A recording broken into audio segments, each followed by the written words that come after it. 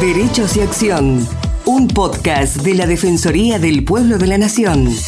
Producido y realizado íntegramente por el área de comunicación para compartir diferentes temas de interés general y del accionar de la institución. Conducen Estefanía González Isola y Fernando Almirón.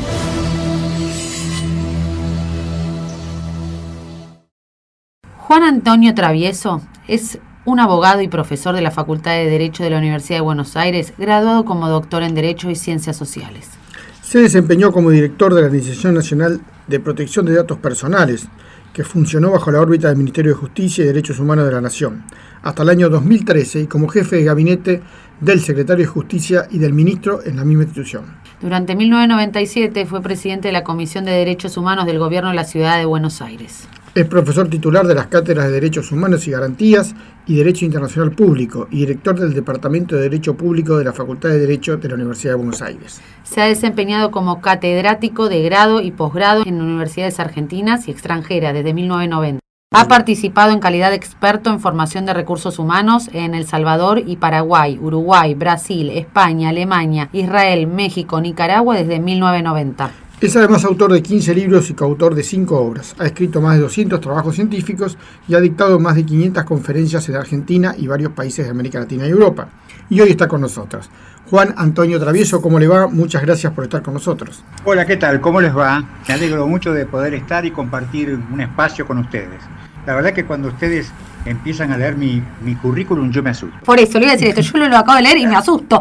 ¿Qué onda? ¿Es bueno poniendo notas? ¿Es malo? ¿Es bravo? ¿Cómo es en la UBA? Soy uno de los profesores más antiguos de la Facultad de Derecho. Sí. Algunos creen que soy un dinosaurio. ¿Pero lo quieren? ¿Tiene buena fama o tiene fama de que su materia es brava? La materia es difícil. Todo internacional público es una materia difícil. Sí. Es una materia de cuarto año. Pero también soy el titular de una materia de segundo año, que es Derechos Humanos. Sí. Y ahí, entonces, ahora... Ahí es más laxo, en la del cuarto es más bravo, digamos. La del cuarto es más brava. Ahora, Sí. de todas formas, no debe ser tan malo porque tengo un equipo. Tengo el honor de decir que tengo un equipo de más de 300 muchachos y chicas que forman parte de todo el mismo esquema para poder desarrollar la enseñanza.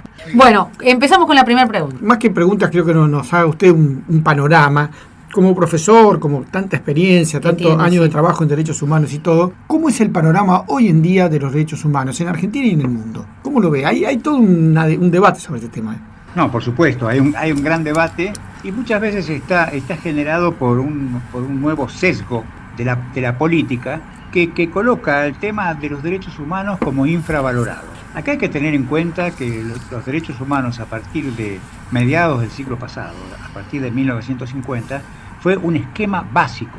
¿Por qué fue un esquema básico? Y terminó la Segunda Guerra Mundial y después de los asesinatos, las terribles acciones de los nazis, quedó en la mentalidad de la gente que había que generar algo nuevo. Y a partir de ahí, en 1940 y pico, 48, casi en los 50, se generó algo muy importante que fue la Declaración de los Derechos Humanos. La Declaración Universal. Claro, la Declaración Universal de los Derechos Humanos, que es un esquema básico como para poder tener, pues, digamos, un punto de marcha. Ahora, eso fue hace 70 y pico de años. Pero sin embargo, lo curioso es que a partir de ahí empezó a generarse un nuevo esquema de defensa de los derechos humanos en todas partes del mundo. Pero generalmente, últimamente, hay algunos gobiernos en el mundo, que no son muchos, son muy pocos, que están colocando a los derechos humanos como infravalorados y valoran más un desarrollo económico, con el cual todos estamos de acuerdo, porque la parte del desarrollo económico forma parte de los derechos humanos, lo infravaloran. Ahora, de todas formas, la historia, no solamente la historia, sino que además todo va generando de que uno cada vez cree que los derechos humanos son básicos como para poder desarrollar a la gente. No hay forma de poder tener una sociedad articulada desde el punto de vista de la realidad nacional e internacional, si no es a través del respeto de los derechos de cada uno. Si no, no hay forma, forma. ¿Cómo han tenido que ir cambiando respecto al cambio de los tiempos, no? Todos estos derechos humanos. Claro. Desde ese 1948 de la creación para acá, se han tenido que ir como modernizando, se podría decir, ¿no? Como ayornando. Claro, cambia todo, porque también se van produciendo un cambio fundamental. Fíjense ustedes, ahora nos estamos comunicando por este medio, Sí. que va a llegar, por supuesto, A diferentes partes de todo el país, sí. a todo el país.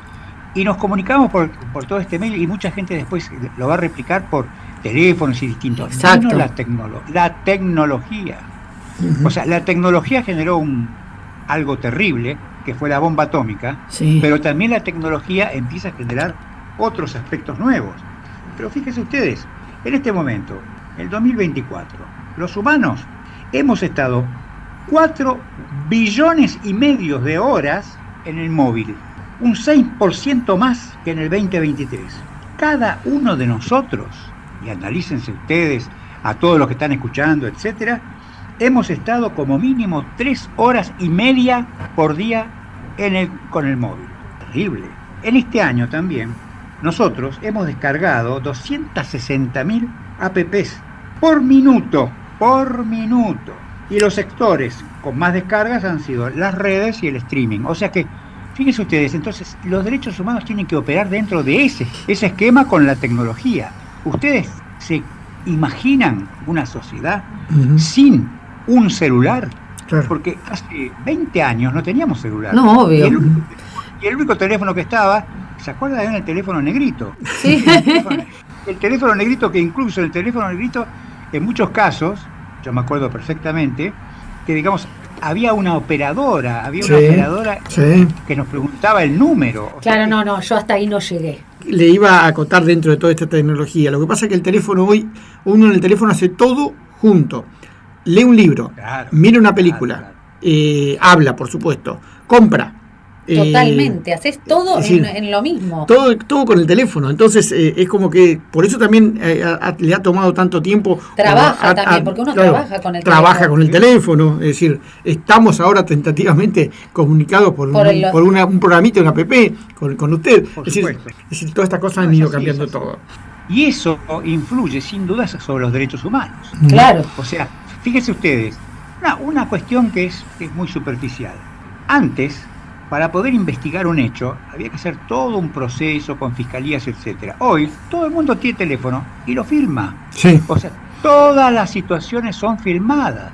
En el día de ayer, no sé si acá aparecieron en los noticieros, un acto de violencia terrible, en donde por una diferencia de deudas, etcétera, una persona fue asesinada, una persona toma el revólver, le dispara y después la gente le pega, y mientras tanto los perros también se pelean y una persona empieza a pegarle palazos a los perros. No. O sea que Sí, todo eso está filmado. Sí. Todo eso, hay cámaras por todos lados. Entonces, lamentablemente tenemos un clima de inseguridad impresionante y eso está filmado. Ahora, eso es bueno y es malo.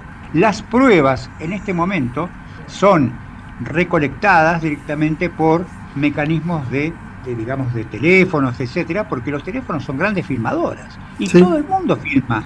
Todo lo que pasa lo filma. Y también, por supuesto, las leyes se tienen que adaptar a eso, ¿no? Por supuesto, las leyes y la vida. Usted dijo que tenía un montón de libros escritos. Sí. Los primeros libros que yo escribí, que tienen que ver con derechos humanos, con derecho internacional, etcétera, eran temas más bien teóricos. O sea, todavía no existía Internet. Incluso libros de historia. Y recién, a partir de los últimos 15, 20 años, yo empecé a trabajar mucho con la tecnología y escribí un libro que se llama Tecnología y Derechos Humanos, estoy haciendo mi propia propaganda, para Editorial El Dial, que es un libro muy interesante porque, digamos, tiene 50% de cuestiones de tecnología y 50% de una novela, de una historia. ¿Por qué? Porque la gente se aburre muchísimo leyendo.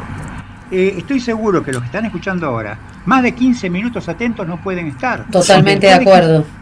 Uno pierde atención. Sí. Por eso es que muchas veces, ustedes habrán visto por televisión, que los espacios son de 15 minutos. La gente se harta. Y muchas veces tiene razón. Sí. Entonces, ¿qué es lo que prefiere? Y prefiere el TikTok. Claro, exacto, le iba a decir, las redes sociales también tienen que ser dinámicas porque enseguida cansa también. Tiene que ser dinámica. Claro. Tiene que ser dinámica. Ahora, TikTok genera todo un inconveniente impresionante en el mundo. Sí. Porque TikTok es China Y los norteamericanos no quieren el TikTok. Claro. Trump le ha dado de baja parcialmente. Acá también salió una sentencia en contra, pero todavía TikTok está funcionando. Muy Correcto. pocas, fueron 96 horas. Así es, pero, sí. Pero ya anda perfecto y tienen 75 días para venderla. Claro. Hay que ver quién la compra, porque hay muchos interesados. Lo que no quieren los norteamericanos es tener al TikTok chino, digamos, copándoles toda la cosa. Ahora, TikTok en 3 minutos, a mí realmente me parece genial. Muchas veces explica en 2 minutos una cosa que una de esas a mí me lleva a escribirla, me ha llevado 20 años. No, y ¿sabes lo que pasa también por ahí? Uno está investigando algo y en vez de leerlo y qué sé yo, va a TikTok, en 15 minutos lo resolvés. Sí, es así. No, es impresionante. Exactamente. Empieza a cambiar. Pero claro, TikTok muy lindo, pero ¿y nuestra privacidad? Totalmente. Cuando estamos entrando en TikTok, empieza todo el tema de los datos de la privacidad. En todas estas redes, ¿no? En Facebook, en Twitter, Por en supuesto, Instagram, en le voy a todo. contar algo personal. Yo quería hacerme unas radiografías. Entonces voy a un laboratorio, qué sé yo, y ¿qué es lo que sucede? Me dicen, mire, el médico me dice, mire, me tiene que traer las placas. Sí. Y entonces me dice, en este laboratorio, me dicen, no le podemos dar las placas. ¿Por qué? Porque desde hace unos días hemos tenido un grave problema. ¿Cuál problema? ¿Qué problema? Hemos sido hackeados. Correcto, también. Todo Estambulianes, Rossi, todos fueron hackeados, sí. ¿Y entonces cómo hizo? Y no, bueno, ahora estoy esperando que me lo manden por internet. Traté de convencer al médico que se lo voy a mandar por mail. El médico es medio trabiliario, pero finalmente aceptó, pero me los van a mandar por mail. Sí. O sea que ese famoso tema que uno veía a esos viejitos en el colectivo con las radiografías, ¿se acuerdan? Sí, ya no está más. Aparentemente no va a existir más. Exactamente. Pero de todas formas, estos tipos, estos individuos, estos delincuentes, los hackearon a esta empresa, una empresa gigante, y prácticamente los dejaron sin ningún tipo de cosa. ¿Cuál era el elemento? ¿Cuál era la clave? Y querían quedarse con los datos de las personas. Sí. Y a través de eso, ¿qué es lo que hacen? Hacen una extorsión. Sí. Si usted quiere que nosotros le entreguemos, tiene que entregarme tantos millones de dólares. Cuando fui director de protección de datos personales, me acuerdo que hubo un problema en un banco argentino que fue hackeado. Sí. Y los hackers le dijeron a los dueños que le tenían que dar 20 millones de dólares. ¿Por qué? Porque se quedan con los datos. Claro. Imagínense en esta empresa, que es la más grande en materia de radiología y de análisis clínicos, imagínense los datos personales que tiene. Sí, tiene todos nuestros datos. Claro, cuando vamos a una de estas entidades, nos desnudamos. Esos datos sirven muchísimo para eso. Entonces, hay un tema clave, nuevos derechos humanos, que es la ciberseguridad. Sí. Necesitamos tener seguridad. O sea, los derechos humanos ahora son también los derechos humanos a nuestra privacidad y a que nadie se meta en nuestras informaciones. Clásicamente se decía el derecho a ser dejado a solas. Además, en casos en peleas de parejas donde aparecen los chats, ¿no? Públicos, en las imágenes de los chicos, ¿no? Es decir, exponer los jóvenes a las redes sociales. Lo estamos viendo en esta querella mediática entre las dos estrellas, etcétera. Estamos viendo que todo aparece, todo se ve. Entonces todo eso realmente afecta absolutamente la privacidad.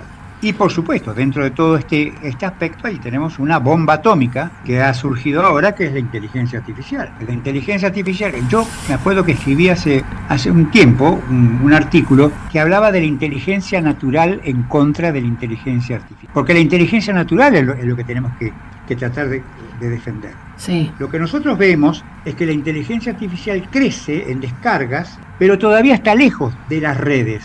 Por ejemplo, ChatGPT tiene 50 millones de usuarios por mes. 50 millones de usuarios por mes. Yo soy una.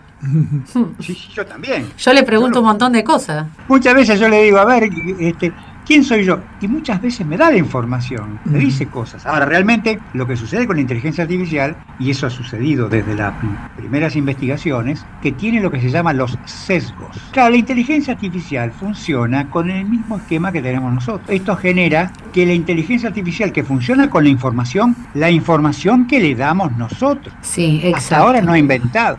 O sea, el ChatGPT, si vos le preguntaste de vos, te dice la información que figura en Internet, digamos. Públicamente. Internet. Entonces es sesgadamente, porque no sabe si vos fuiste a Estambulian hace 2 meses y tenía la cadera rota. Exactamente. ¿Correcto lo que dije?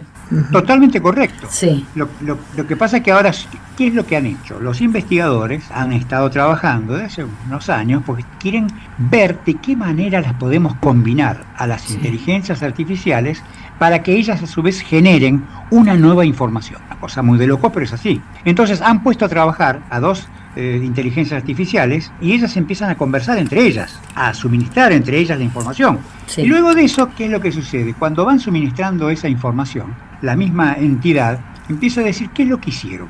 No le alcanzaba el idioma en el que estaban hablando. Y ellas mismas, como son súper inteligentes, crearon un nuevo idioma que les resulta mucho más práctico. Ahora, ese nuevo idioma no permitía que nosotros, los humanos, pudiéramos acceder a esa información. ¿Y qué es lo que pasó? Y bueno, inmediatamente la desconectaron. La revolución de las máquinas sería, ¿no? La revolución de las máquinas. Las máquinas se transforman en independientes. Sí. Así ha sucedido, por ejemplo, con los sesgos, en que se ha hecho algunos temas, y empezaron a hablar entre ellas con comentarios antisemitas, por ejemplo, en otro momento comentarios contra los negros, o sea que tuvieron que también desconectar. O sea, la inteligencia artificial tiene sesgos. Exacto. Tiene sesgos también antifeministas, y tal es así que yo estoy hablando con una queridísima amiga mía que es una experta en cuestiones de feminismo. Sí. Y vamos a hacer una reunión, una jornada en la Facultad de Derecho, donde vamos a evidenciar esos sesgos antifeministas que tiene la inteligencia artificial.